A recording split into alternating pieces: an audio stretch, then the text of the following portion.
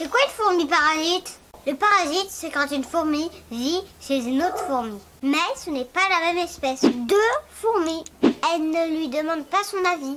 Les deux espèces vivent ensemble. Deux sociétés de fourmis qui cohabitent, c'est du parasitisme social. En premier, il y a l'hôte qui n'a pas le choix. Les exemples sont nombreux en France où on peut observer une quarantaine de situations de parasitisme. Les plus communs, ce sont les serviformica. Servi pour esclave, formica pour le genre. Ce sont des hôtes pour d'autres formica.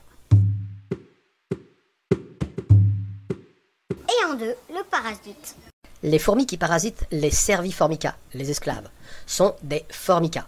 On a Formica sanguinea, les fourmis des bois qui font des dômes, et les Coptoformica aux dômes plus petits. Il y a plusieurs façons de faire pour les parasites. En 1, xénobiose. On y voit deux espèces de fourmis totalement différentes. Formicoxynus, la plus petite, et qui forme des colonies d'une centaine d'ouvrières, va vivre sur un dôme de fourmis des bois au milieu de 100 000 ouvrières.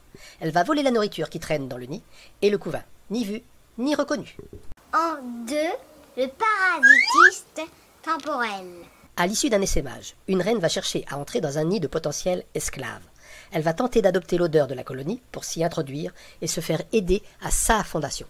En 3, l'esclavagiste. Le mode opératoire est identique. La fondation peut commencer avec des esclaves. Ces esclaves vont mourir car leur reine est morte, tuée par la reine parasite. La colonie, bien qu'ayant des ouvrières, ne peut continuer à vivre seule. Elle devra effectuer des raids pour se fournir en esclaves dans d'autres nids qui sont proches.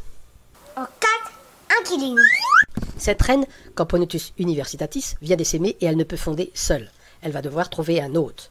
Elle va s'installer chez Camponotus aethiops, sans tuer la reine hôte. Elle va user d'un stratagème chimique pour se faire adopter.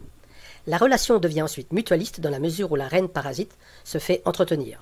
Parfois, les espèces inquilines ne produisent que des mâles et des reines. Surprenant, non?